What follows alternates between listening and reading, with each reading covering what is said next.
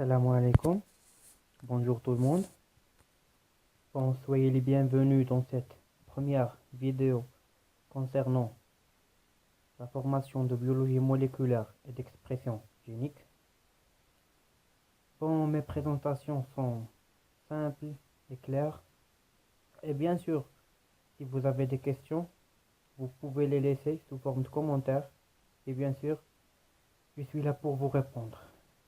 Donc, à la barakatillah, في هذه la vidéo, Inch'Allah, غنهضر لكم على les acides nucléiques en général et les caractéristiques ديالهم, la structure, les propriétés et aussi les niveaux d'organisation de l'ADN.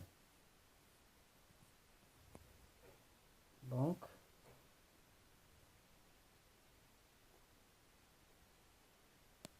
bon, on commence par les caractéristiques des acides nucléiques. Bon, les molécules biologiques qui contiennent l'information génétique sont les acides nucléiques. Donc, bon, lorsqu'on parle d'information génétique, on parle du produit de l'expression des gènes. C'est-à-dire, on a un gène, on cherche le produit de ce gène. Et en général, ce sont les protéines que sont les produits des gènes. C'est-à-dire, on a un gène, il va se transcrire en ARN messager et puis se traduit en protéines. مهم دابا ما على بالناش بهذا الشيء. On va commencer dès la base, d'accord?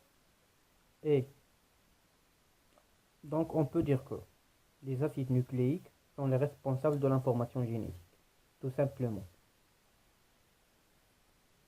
Pour la constitution des acides nucléiques, bon, ces acides nucléiques sont composés de molécules simples que sont un acide phosphorique, un pentose, que soit un pentose ou bien un sucre, que soit le ribose pour les ARN ou bien le désoxyribose, et les bases azotées, que sont soit puriques, soit pyrimidiques. Voilà un schéma simplifié. Donc, un nucléotide est constitué d'une base. Bon, les bases sont divisées en deux, les bases puriques et les bases pyrimidiques. On trouve aussi un sucre. On a le ribose et on a le désoxyribose et le phosphate. Prenons maintenant chaque partie à part. Bon, on va les acides phosphoriques. Bon, les acides phosphoriques ou bien les phosphates. Bon, la propriété des phosphates, c'est qu'ils permettent la solubilisation de l'ADN dans l'eau grâce à leur charge négative. Car, comme vous voyez ici, on a un phosphate qui a 3 charges négatives. Donc, les propriétés des phosphates que sont chargées négativement. Et les nucléotides précurseurs de la synthèse des acides nucléiques sont sous forme triphosphate, c'est-à-dire qu'ils contiennent 3 phosphates. C'est bon. Bon, la liaison entre deux phosphates, comme vous voyez ici, pour former un pyrophosphate, s'appelle une liaison anhydride d'acide. Elle se fait par le dégagement d'une molécule d'eau. Bon, des esters de phosphate peuvent se former entre un phosphate et un groupement hydroxyle libre. C'est-à-dire que les acides phosphoriques peuvent faire des liaisons avec des molécules d'alcool, comme ici. Et donc, on a la formation d'une liaison entre un groupement alcool et l'acide phosphorique, qui s'appelle une liaison ester. Bon, les phosphates permettent la polymérisation des acides nucléiques. C'est-à-dire, bon, voilà un schéma. C'est-à-dire que les phosphates, c'est eux qui permettent la fixation des nucléotides. Donc on a ici un nucléotide et la liaison se fait entre le groupement alcool du ribose, c'est-à-dire du sucre, et le groupement phosphate. Passons maintenant au pentose ou bien au sucre. Bon, les atomes de carbone ont la particularité d'être numérotés de 1' jusqu'au 5', comme vous voyez ici. Les atomes du ribose ou bien les carbones sont numérotés de 1 jusqu'au 5, mais 1', c'est pas 1, c'est pas 1. Et pour les identifier, des bases azotées qui sont numérotées sans prime. Bon, et voilà, le désoxyribose composant des acides désoxyribonucléiques, c'est-à-dire, comme vous voyez ici, est dérivé du ribose, c'est-à-dire il est dérivé de celui-ci par une réduction d'une fonction alcool, ici au niveau de prime. Donc la différence entre le ribose, qui est le constituant des ARN, et le désoxyribose, qui est le constituant des ADN, c'est la réduction de cette fonction OH au niveau du 2'. Et cette réduction confère aux ADN une stabilité plus grande que celle de l'ARN. Et au niveau 5', ici, soit ici, on aura toujours un phosphate qui sera fixé. Et au niveau 3' de ce sucre, au niveau 3', on aura un OH libre. Et c'est cette succession qui forme le squelette de l'acide nucléique. Et c'est cette numérotation de 5' à 3' qui définit l'orientation du brin d'ADN. Donc, l'orientation de la molécule de l'ADN est donnée par la position 5' ou 3' des radicaux OH du désoxyribose. C'est bon, on passe. Pour les bases azotées des acides nucléiques appartiennent à deux classes de molécules, selon le noyau aromatique qui en constitue le squelette, soit un noyau purine, soit un noyau pyrimidine. Bon, le noyau pyrimidine est le plus simple, comme vous voyez ici, car il est constitué d'un seul noyau aromatique à 6 atomes. On trouve 4 atomes de carbone et 2 atomes d'azote. Mais pour le noyau purine, il est plus complexe et il est constitué de 2 noyaux accolés. Un noyau de 6 atomes et l'autre de 5 atomes. Et ces 2 noyaux ayant 2 carbones en commun, comme vous voyez ici, le carbone 4 et le carbone 5. Bon, les noyaux pyrimidines ou bien les bases pyrimidiques dérivées de la pyrimidine sont la cytosine, l'uracile et la thymine, qui est l'uracile méthylé, au niveau 5, comme vous voyez ici. Et les bases uriques dérivées de la purine sont l'adénine et la guanine.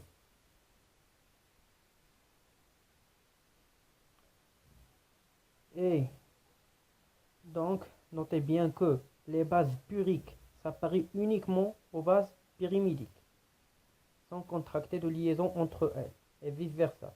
C'est-à-dire que l'adénine ne peut pas se lier à la guanine. L'adénine peut se lier soit au thymine, soit à l'uracile, et la cytosine peut se lier uniquement à la guanine. Passons maintenant à la structure des nucléosides et nucléotides.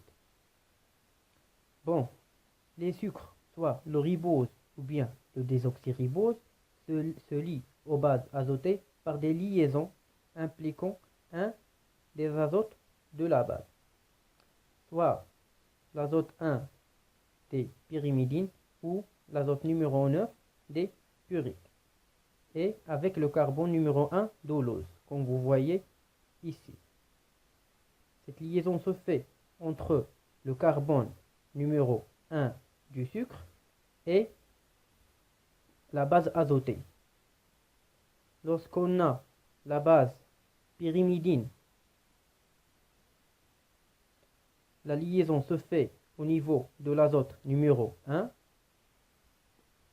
ici, et quand on a la base purique, la liaison se fait au niveau de l'azote numéro 9.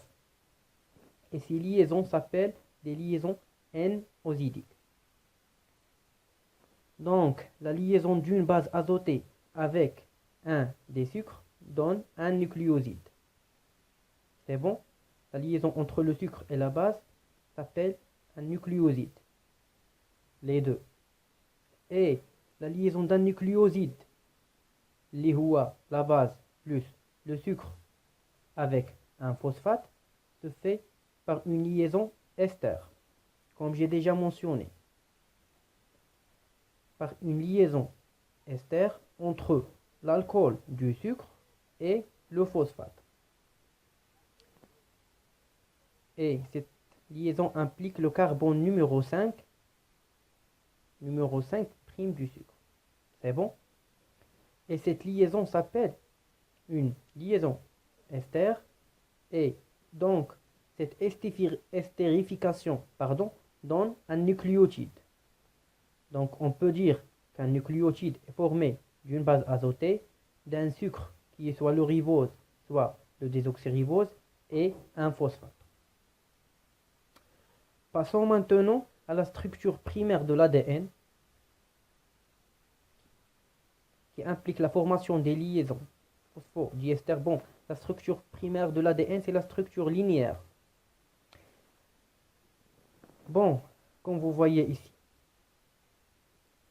les nucléotides sont condensés les uns sur les autres avec des liaisons phosphodiester.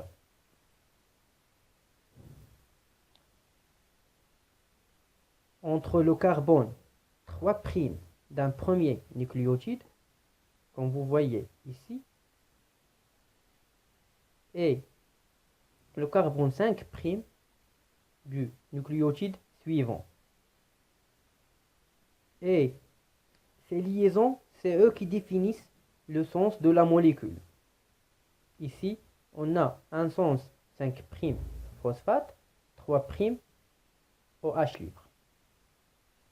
Donc, le début, c'est le nucléotide dont le phosphate en 5' ne serait lié à aucune autre molécule, et ici, à la fin, correspond au nucléotide dont la fonction alcool en 3' ici n'est pas estérifiée. Donc, c'est l'extrémité 5' phosphate terminale de l'acide nucléique et le début de la séquence, ou bien du fragment de l'acide nucléique. Et l'extrémité 3' OH, c'est la fin de la séquence du fragment d'acide nucléique.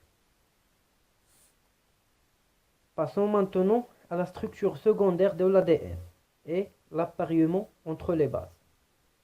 Et cela implique une nouvelle liaison qui s'appelle la liaison hydrogène. Donc, lorsqu'un acide nucléique est en solution, les molécules forment des liaisons hydrogènes associant les nucléotides entre eux deux par deux. De sorte qu'un nucléotide à adénine se lie avec un nucléotide à thymine ou bien à uracile dans les ARN. et un nucléotide à guanine se lie à un nucléotide à cytosine. Et notons que cette hybridation ou bien cette liaison se fait au niveau de deux brins d'ADN, c'est-à-dire qu'on a deux brins. Ils doivent être complémentaires pour que cette liaison se fait. Cette complémentarité doit se faire entre un A et un T et un C avec un G.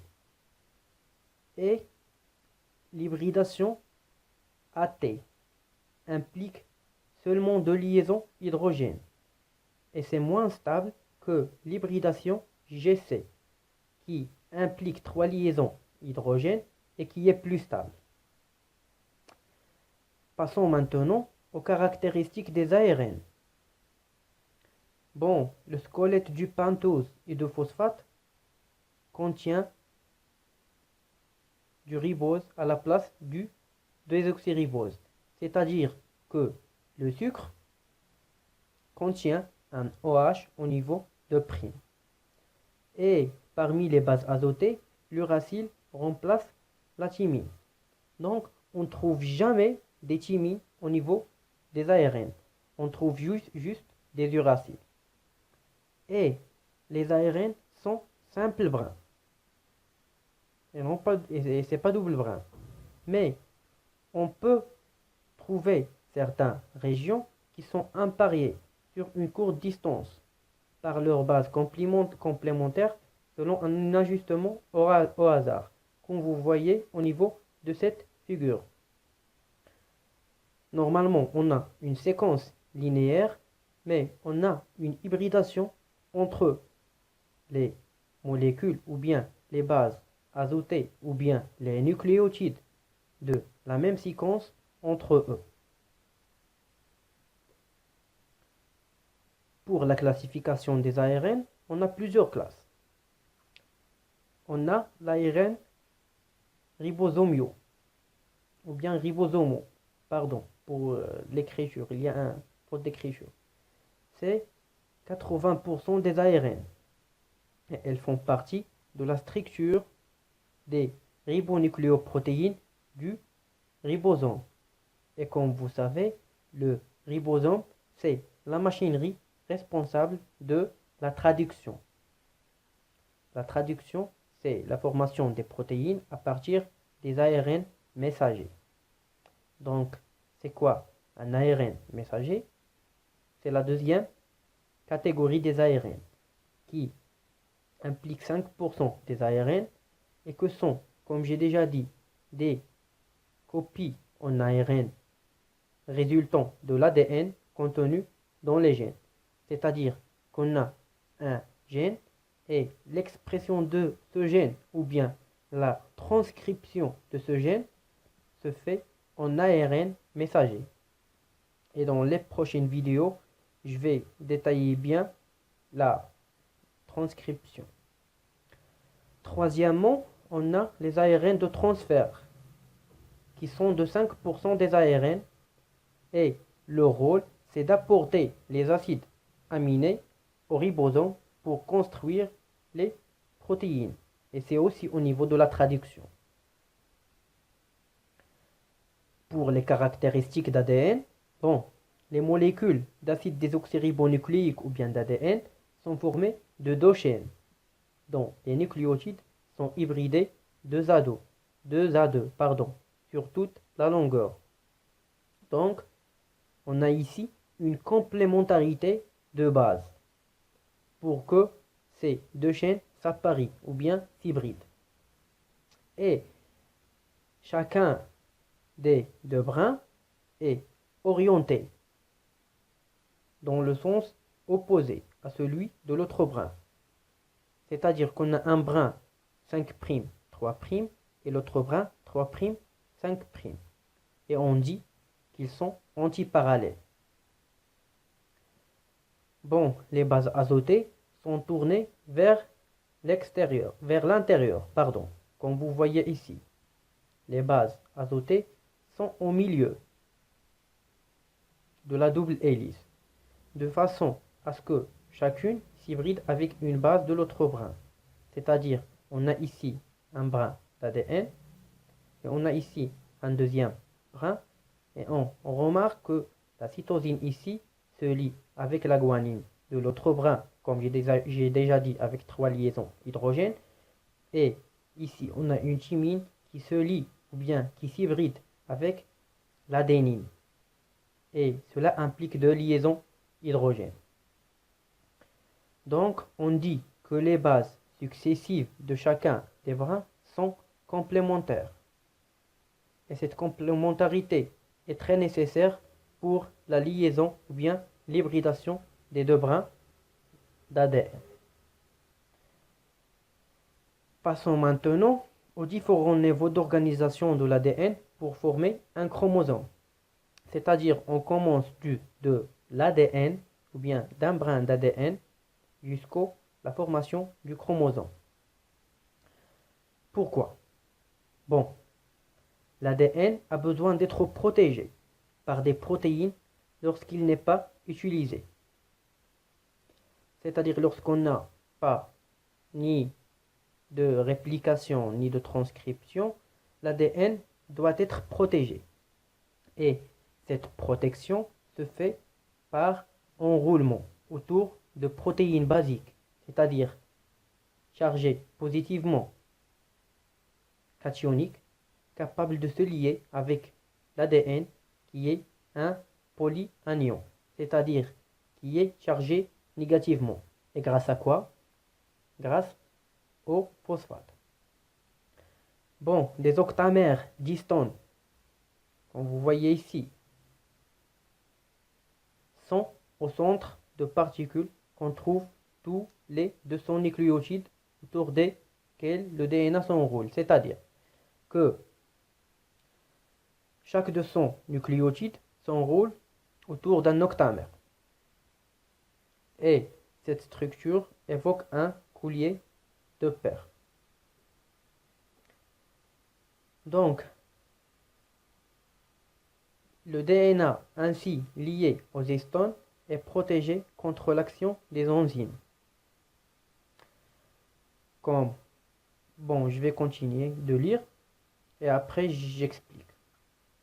Bon, une endonucléase peut digérer le DNA entre les perles, c'est-à-dire entre les parties qui ne sont pas liées aux protéines histones. Et ces endonucléases détachent des particules de 11 nanomètres de diamètre, appelées nucléosomes. Donc, c'est quoi un nucléosome? C'est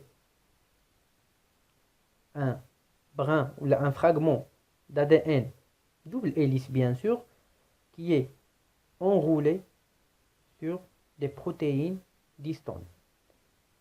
Donc, comme vous voyez dans cette figure, on a ici une collier de perles, c'est-à-dire plusieurs nucléosomes. Donc, et chaque nucléosome est constitué de l'ADN plus d'histone. Et lorsqu'on applique une endonucléase, il coupe.